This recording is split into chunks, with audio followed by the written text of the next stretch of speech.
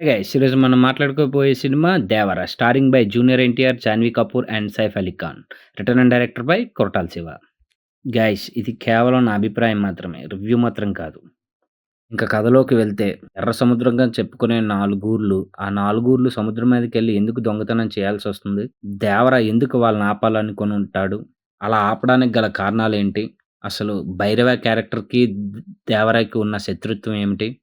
దేవర సముద్రం మీద ఉండడానికి గల కారణం ఏమిటి?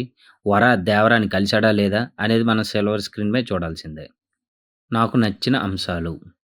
సినిమాలో ఇంటర్వెల్ ఫైట్ మాత్రం నాకు చాలా చాలా బాగా నచ్చింది. అనిరుద్ కొన్ని చోట్ల బీజీఎం మాత్రం సూపర్‌గా కొట్టాడని జెప్పాలి. 'చుట్టమల్లై' సాంగ్‌లోని జాన్వీ కపూర్ చాలా అందంగా కనిపించింది. ఇంకా ఎన్టీఆర్ వన్ మ్యాన్ షో అనే చెప్పాలి ఈ సినిమాకి. ఎన్టీఆర్ యాక్టింగ్‌తో చింపేసాడు. అది మాత్రం పక్కా. నాకు నచ్చని అంశాలు. వాటర్ సీక్వెన్స్ అయితే మాత్రం నాకెందుకో ఆర్టిఫిషియల్‌గా అనిపించింది. సముద్రంలో ఆ ఫీలింగ్ రాలేదు నాకు. అసలు కథలో పట్టలేదనే జెప్పాలి. ఆ సెకండ్ పార్ట్‌కి హుక్ చేసే పాయింట్ అదేం పాయింట్ అండి బాబు! ఏదైనా సినిమా జూస్తే సెకండ్ పాయింట్ చూడాలి, ఎక్సైట్‌మెంట్ రావాలి. కానీ ఆ హుక్ పాయింట్ ఈ సినిమాలో నాకు కనిపించలేదు. కొన్ని చోట్ల మాత్రమే అనిరుద్ బీజీఎం బాగుంది. ఓవరాల్‌గా బీజీఎం కూడా అంతగా ఎక్కలేదు నాకు.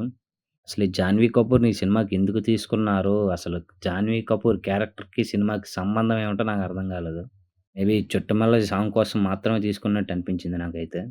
ఈ సినిమాకి మాత్రం నేను హై ఎక్స్‌పెక్టేషన్ పెట్టుకొనెళ్ళాను. మూవీ ఇంటర్వ్యూస్ గట్టా చూసి. కానీ నన్ను మాత్రం ఆ ఎక్స్‌పెక్టేషన్ రీచ్ అవ్వలేదని చెప్పాలి. రొట్ట స్టోరీ అని చెప్పాలి ఇది. ఇంటర్వ్యూస్ చూసి బాగా మోసపోయాను నేనైతే మాత్రం.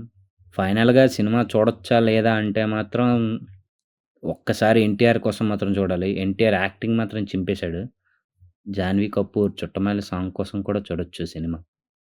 నా ఒపీనియన్ మీకు నచ్చినట్టయితే please like, share and subscribe to my channel. Thank you.